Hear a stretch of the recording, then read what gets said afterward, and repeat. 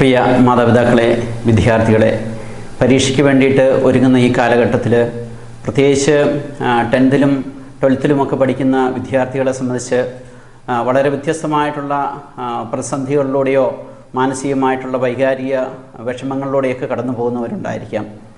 എന്നാൽ നിങ്ങൾക്ക് വേണ്ടിയിട്ട് ഏതാനും ദിവസങ്ങളായിട്ട് തുടർന്നുള്ള ദിവസങ്ങളിലും ചില ബോധ്യങ്ങൾ പഠന മേഖലയിൽ നമുക്ക് എത്രമാത്രം ബെറ്റർ ആകാൻ പറ്റും, അല്ലെങ്കിൽ എത്ര എഫക്റ്റീവായിട്ട് നമുക്ക് പഠിക്കാൻ പറ്റും എന്നുള്ളതിനെക്കുറിച്ച് നമ്മളൊന്ന് ഏതാനും നിമിഷങ്ങളൊന്ന് സംസാരിക്കുകയാണ്.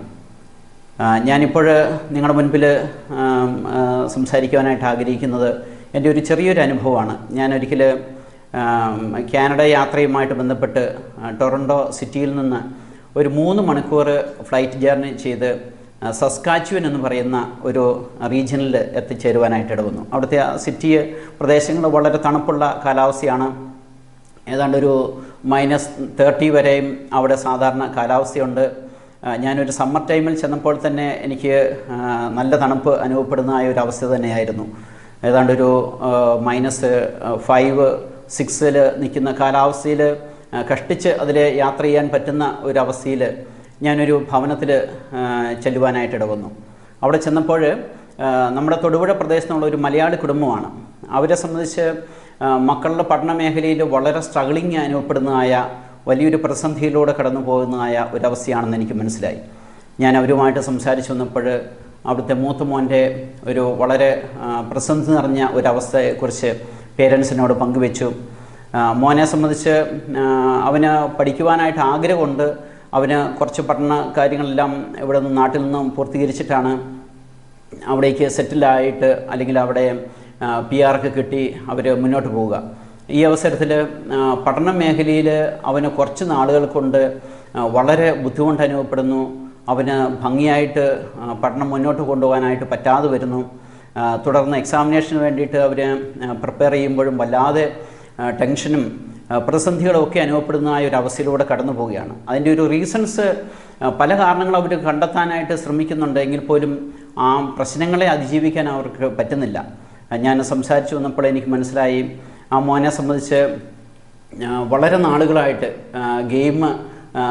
ഇൻ്റർനെറ്റ് ഗെയിമും അതുപോലെയുള്ള മറ്റ് പല കാര്യങ്ങൾക്കുമൊക്കെയുള്ള സമയം സ്പെൻഡ് ചെയ്യുന്നതായ ഒരു രീതി അവൻ്റെ ജീവിതാവസ്ഥയിൽ വളരെ കൂടുതലാണ്. എന്ന് പറഞ്ഞാൽ വളരെ മണിക്കൂറുകളോളം ഇൻ്റർനെറ്റ് ഗെയിമിനായി അല്ലെങ്കിൽ മറ്റു കാര്യങ്ങൾ എക്സ്ട്രാ ആക്ടിവിറ്റീസിനായിട്ട് അദ്ദേഹം മാറ്റിവെക്കുകയാണ്.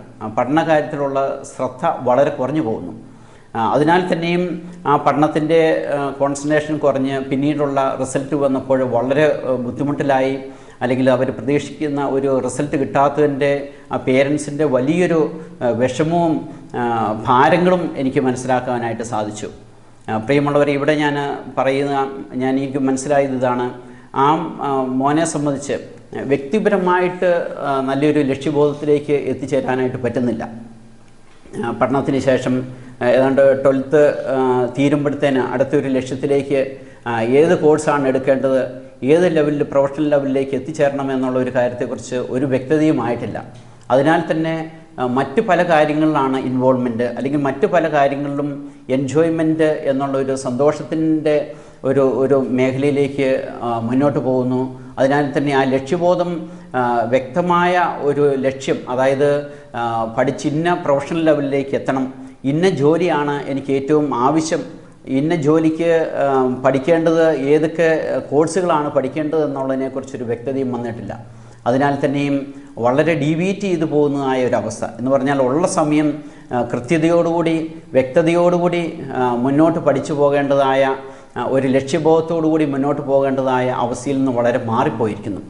അതാണ് വാസ്തവത്തിൽ ആ കുട്ടിയെ സംബന്ധിച്ച് പഠിക്കുവാനുള്ള ഉത്സാഹക്കുറവ് അല്ലെങ്കിൽ മറ്റു പല കാര്യങ്ങളിലേക്കുള്ള ചിന്തയിലേക്ക് പോയി സമയം നഷ്ടപ്പെടുത്തി കളയുക. അപ്പോൾ ഇവിടെ നമുക്ക് ഏറ്റവും പ്രധാനപ്പെട്ട ഈ ഒരു സമയം, നമ്മുടെ മുൻപിൽ പരീക്ഷയാണ്, ഏതാനും ദിവസങ്ങൾ കൂടെ ഉള്ളൂ നമുക്ക് പ്രിപ്പയർ ചെയ്യാൻ. എങ്കിൽ പോലും നമ്മുടെ മനസ്സിൽ എല്ലാ ദിവസവും ഉണരുമ്പോഴേ നമുക്കൊരു ലക്ഷ്യബോധത്തിൽ നമ്മൾ ഉറച്ചു നിൽക്കണം. ഇന്നത് എനിക്ക് പഠിക്കണം, ഇന്ന ലക്ഷ്യത്തിലേക്ക് എനിക്ക് എത്തിച്ചേരണം, അതിനുള്ള ആ ഒരു ബോധ്യം ഓരോ ദിവസവും പ്രഭാതത്തിൽ ദൈവസന്നിധിയിൽ തങ്ങളെ തന്നെ സമർപ്പിച്ചിട്ട് ഒരു പ്രാർത്ഥനയോടുകൂടി ഇതാണ് എൻ്റെ ലക്ഷ്യം, ഈ ലക്ഷ്യത്തിൽ എത്തിച്ചേരണമെങ്കിൽ എനിക്ക് പഠിച്ചേ തീരൂ, എനിക്ക് ആ ലക്ഷ്യത്തിൽ എത്തിച്ചേരണം എന്നുള്ള വലിയ ബോധ്യത്തോടുകൂടി വളരെ ഉത്സാഹത്തോടുകൂടി ഓരോ മിനിറ്റും നമുക്ക് നഷ്ടപ്പെടുത്താതെ നമ്മൾ പഠിക്കാനായിട്ട് പരിശ്രമിക്കുന്നെങ്കിൽ മാത്രമേ നമുക്ക് ആ ഒരു ലക്ഷ്യബോധത്തിൽ എത്തിച്ചേരാനായിട്ട് പറ്റുള്ളൂ. അപ്പോൾ അതുകൊണ്ട് തന്നെ മറ്റു പല എക്സ്ട്രാ ആക്ടിവിറ്റീസും മറ്റു പല സമയം കളയുന്നതായിട്ടുള്ള മറ്റ് എന്തെല്ലാം കാര്യങ്ങളും നിങ്ങൾ ഇൻവോൾവ് ആണോ അതെല്ലാം മാറ്റിവെച്ച് നമ്മുടെ ഒരേ ഒരു ലക്ഷ്യം, എൻ്റെ ലക്ഷ്യം ഇതാണ് എന്നുള്ളൊരു ബോധ്യത്തോടുകൂടി നമുക്ക് മുന്നോട്ട് പോകാനായിട്ട് അതിനു വേണ്ടിയിട്ടുള്ള ഒരു പരിശ്രമമെങ്കിൽ നമ്മൾ നടത്തുന്നെങ്കിൽ നമുക്ക് തീർച്ചയായിട്ടും ഈ പഠനത്തിൽ ഈ ഒരു എക്സാമിനേഷന് നന്നായിട്ട് വിജയിക്കാനായിട്ട് പറ്റും. അതുകൊണ്ട് നിങ്ങളുടെ ജീവിതത്തിൽ ഈ ഒരു ലക്ഷ്യബോധം എല്ലാ ദിവസവും നിങ്ങൾ വീണ്ടും വീണ്ടും മനസ്സിൽ കരുതിക്കൊണ്ട് അതിനു വേണ്ടിയിട്ടുള്ള ഒരു കഠിനാധ്വാനം ചെയ്യുവാനുള്ള ഒരു മനസ്സ് നമ്മുടെ ജീവിതത്തിൽ രൂപപ്പെടുക എന്നുള്ളത് വളരെ പ്രധാനപ്പെട്ടതാണ്. എല്ലാവിധ ആശംസകളും നേരുന്നു. പഠനത്തിൽ എല്ലാവിധ വിജയങ്ങളും നേരുന്നു.